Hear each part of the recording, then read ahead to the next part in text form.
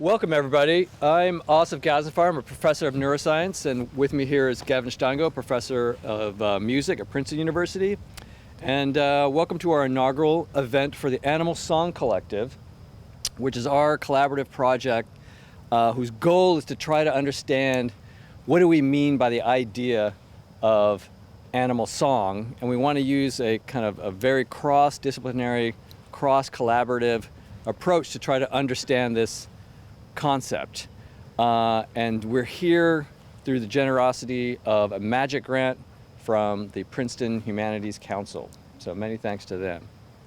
Yeah, so thanks everyone for being here. A couple years ago, I was speaking with Kathy Crown at the Humanities Council, and she said, you should speak to Asif.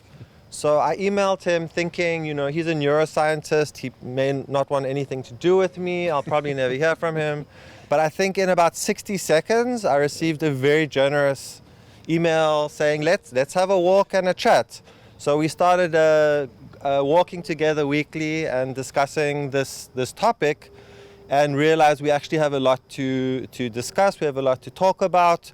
And also that we both felt there were serious lacunae from our own disciplinary perspectives. Me as a musicologist, Asif as a neuroscientist. So we put together this kind of iconoclastic, polemical, fun project to try to see what we could do together. And when we were discussing how to approach it, we thought, well, we'll probably write some scholarly articles, maybe some scientific publications, some critical theory, but we also don't want to let the creative, aesthetic side of song disappear, to vanish. So we thought, who better to bring to kick this off than David Rothenberg, a musician and author that we've admired for many years. David Rothenberg is a distinguished professor at New Jersey Institute of Technology, the author of some 15 books, I believe.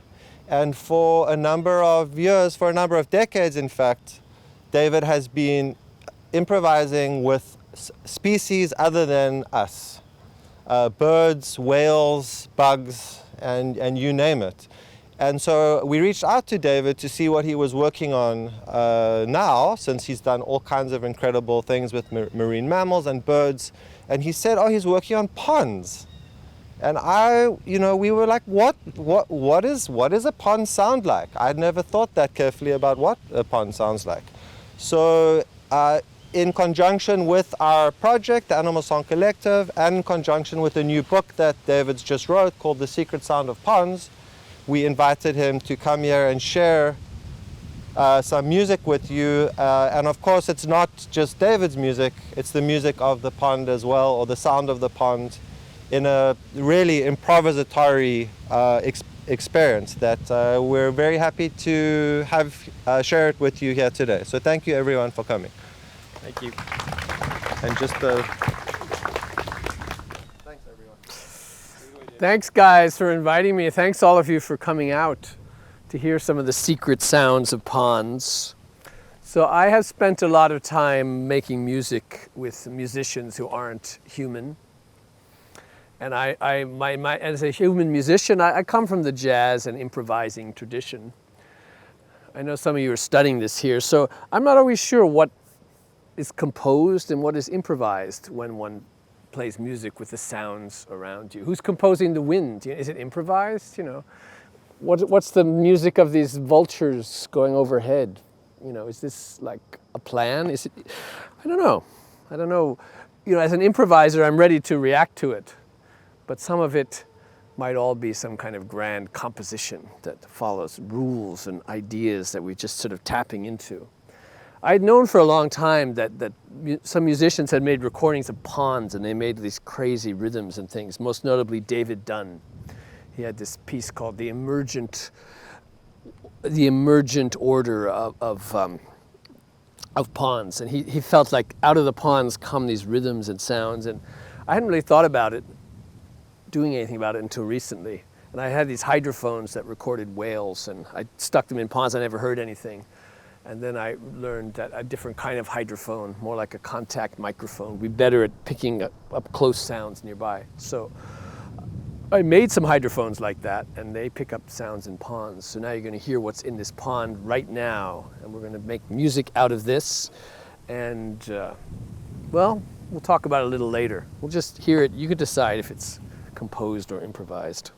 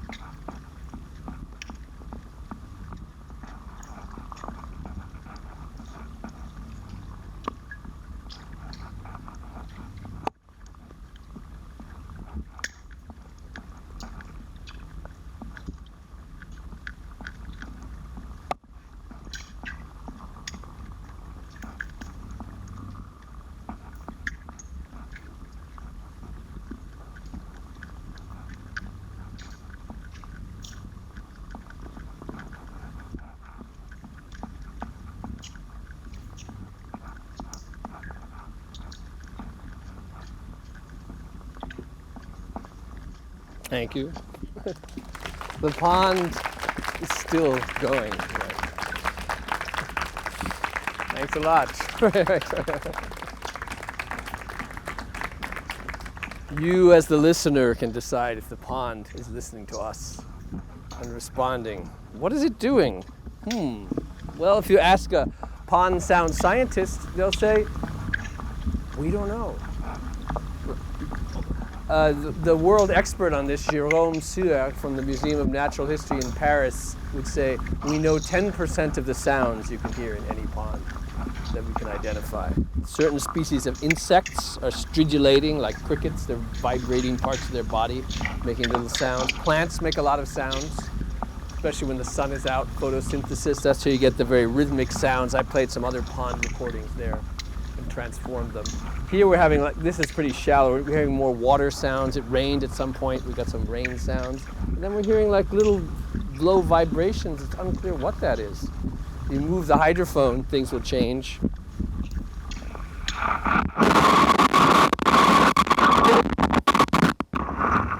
Let it settle, it's shallow, it'll start to feed back, you know. So if you're interested in sound, it just makes cool sounds. You know, you can, and then if you are a scientist, you want to figure out what's going on, that becomes harder. Over there it'd be different, over here it's different. This is the hum of feeding back because it's close to the speaker. You turn it down, it'll feed back less. Maybe it's in a good mood. But maybe you want the feedback.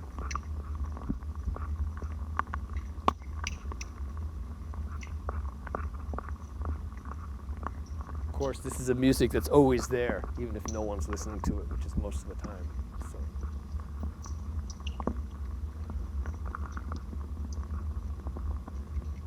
And the crickets and katydids that are above water haven't usually heard this sound, but I think they're interested in it because it overlaps with the kind of wake sounds they're making.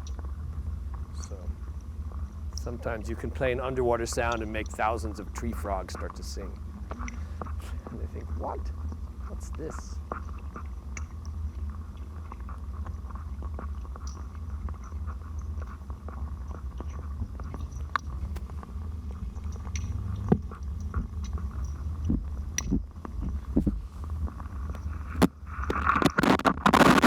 Now it's going to make a lot of noise.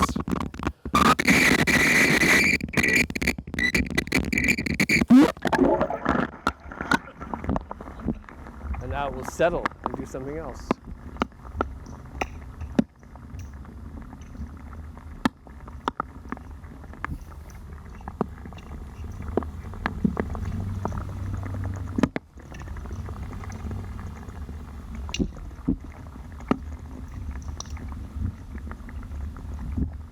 Once you start to, like any strange music or sound, once you start to pay attention to it, you hear more and more differences and nuances that you're not going to notice at first. And you have to wait sometimes. Maybe nothing happens for an hour or 2 hours, 3 hours, and then all of a sudden you hear something that is surprising and interesting.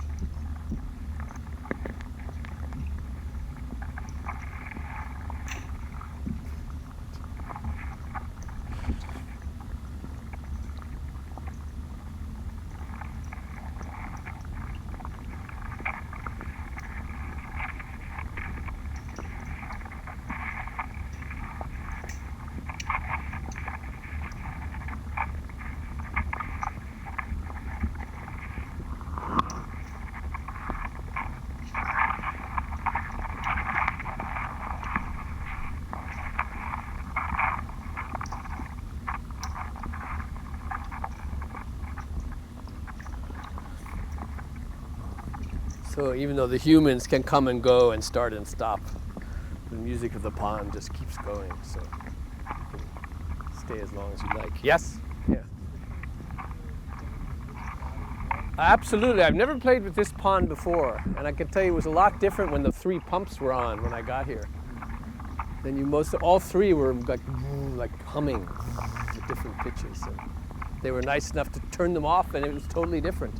Then we walked around and tried different spots And it seemed more than the different spots, the different time of day changed the sound. So when we came back here, it had changed and was more interesting than when we first started. So. Question about another interspecies dynamic. So at one point, dog walked by, wasn't interested at all. Uh-huh. But it seems to me, this may be completely mistaken, that the birds hearing this amplified sound were Yeah, they'll be interested, like, what's that? You know, their birds are listening to all kinds of stuff, and here's something in their environment they haven't heard. So they go, what? Different kinds of birds, different species, different individuals might get interested. Different times of year. If you do this in spring when all these birds are singing, it's different. Early in the morning or in the middle of the day.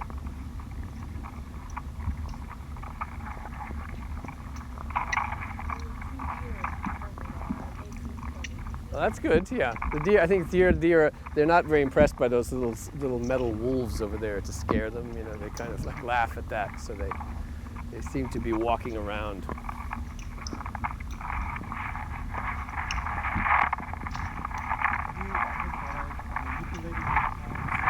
Yeah, I was doing that. If I was sure the pond was more interesting, I would have done it live.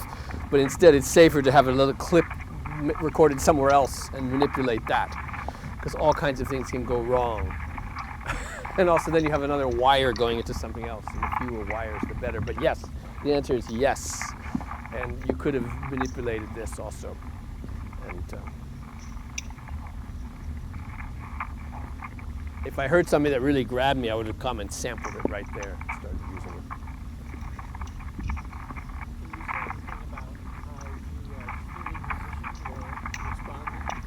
Yeah, I'm kind of thinking about what kind of whole that can be made and how these different tools make you play differently. And then trying to, like, you know, I do think about not doing anything I've done before, like what makes it different and how does everything fit together. And of course it's like way more things than you need. You don't need any of this stuff. You could just have the pond sound. And, like it's kind of an experiment of blending something. But over the time working on this, it's gotten more interesting to do things live like this than to sit in the studio and change anything into anything else, because that's so easy and controlled. But if you have a bunch of people that are here listening to this, what can happen? So it's great to have everyone here. And I think it's a sign of also bringing music in a different context. You don't think of it. Not just a concert at a pond, but with the sounds that are there. And then in the end, get you paying more attention to what's there. Your playing had a combination of directness and strangeness that reminded me of nature. Ah, I'm glad you felt that, yeah. It is direct and strange, I would say, yeah.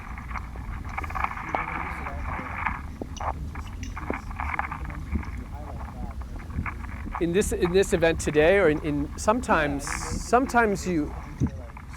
you'd be playing with, like, they're individual bugs that are so loud underwater and so quiet above that you just are in awe of this process, that something can be so loud underwater and nothing be heard above, and that you know, these sounds can be picked up underwater, especially when the speakers are against the ground like this, and sometimes you feel like sounds are changing in relation to you, but you don't know, like cause and effect. You could measure that, or you could feel it. It doesn't really matter in a way. But with playing with individuals that you see, like birds, and it's much easier to get that sense of interspecies connection. Here you're like joining into the world of the many species and sounds. Yeah. You also think about, like, the water Definitely thinking about that. And this sound is a mixture of something underwater and the cable sitting on some grass. It's adding more sound because it's hanging somewhere. And then you could, it's like, okay, what is this? What does it mean to think of something that's not generally considered a musical sound as something musical? It doesn't take much to do it. You just start listening and then being surprised and enjoying.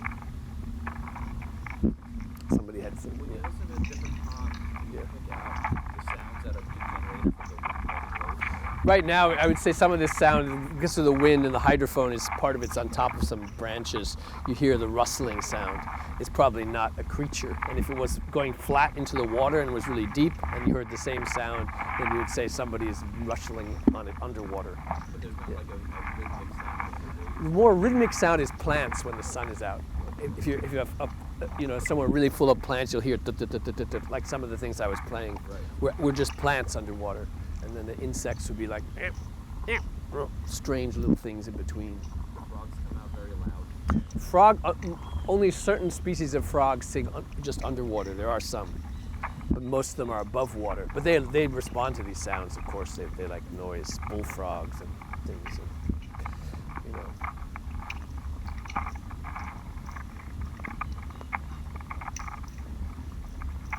Yeah. Yeah. It's like a different type. You know, this. I first saw an installation by Zach Poff, a sound artist. It's at Wave Farm in like upstate New York, and he was getting sounds all the time. And so he made me a few, and I said we should make hundreds of these and sell them. Like, let's make them in China. He goes, I don't want to do that. So I said, can I do it? So I've done that. So I'll sell you one. We just had several hundred more made this week. Yeah. How much is a hydrophone? Well, you know, they're like 120, and sometimes on sale. And they're on you can find them online. I have some with me, and we have new and improved ones. There's a slightly thicker coating. Some people were complaining when they dragged them on sharp rocks, they got like torn a little bit. You shouldn't do that. But, yeah. Like, does it pick up sound? In some places, yeah. Yeah, it's not balanced. Yeah, it's like it's a plug-in power. So I use like little recorders. I don't like the fancy recorders; they drain batteries more. But they can be adapted. But they work well with little recorders that have this inputs, because it's a yeah.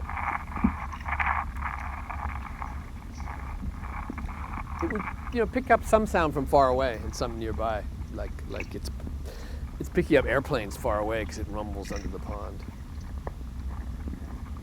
But if you were to take a hydrophone used to record whales, that's supposed to be very fancy and sensitive, it would pick up none of this. It would just be like tiny, hardly anything. Why that is, I'm not exactly sure. Yeah.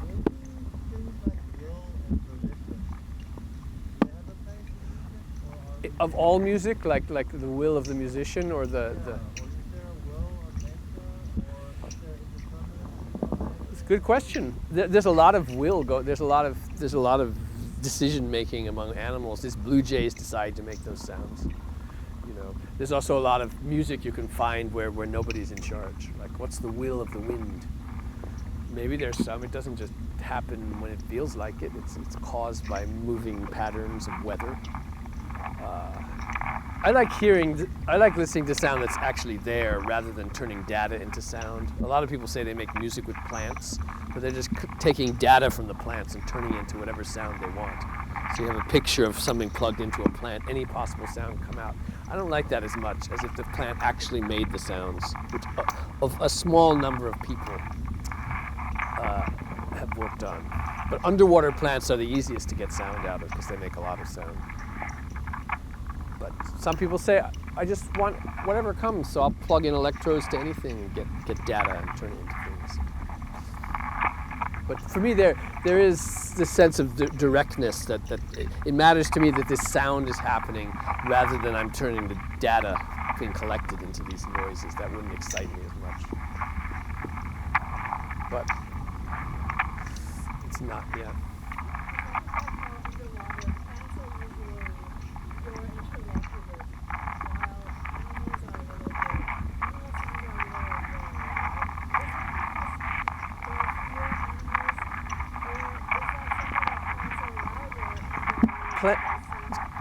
It's a good question. Plants doing photosynthesis underwater make these rhythms, like some that I was playing, and I can play you some right now. That it's really rhythmic, and you imagine that must be an animal. But the animals are more like moments of Or sometimes these insects are going in springtime, you know, really loud and rhythmic, but most of the time no. You know, so it's a, and this is also, I thought all the sounds were animals that were rhythmic, but then I learned they were not. So you can't always tell. And, you know, it increased my appreciation for the musicality of plants. Yeah. I read that you could hear plants really well. Places they grow. I don't know. If you listen to it, is it, or if it notices that you're listening, is it going to get quiet, or is it? That's interesting. People say a lot of things about plants and the sounds of trees and things, and the idea of the songs of everything. It really, people are excited by this. The song of the earth, the song of trees, the song of everything, and like sometimes they mean a sense of song that isn't what you just hear, but something larger. Like the sense of, Right. Do we like it more or less if we know what it is? Maybe we're interested less, you know.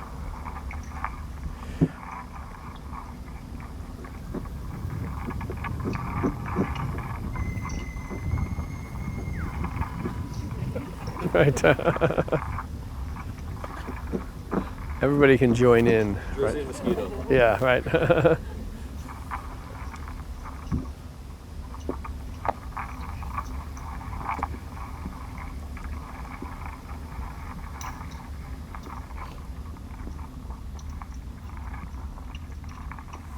All right, well, thank you. Thank you for listening. And you should all go out and experiment with this idea. How can you find sounds that mean something to you from unfamiliar environments? Right. The ponds thanks you too for paying attention. And, yeah, right.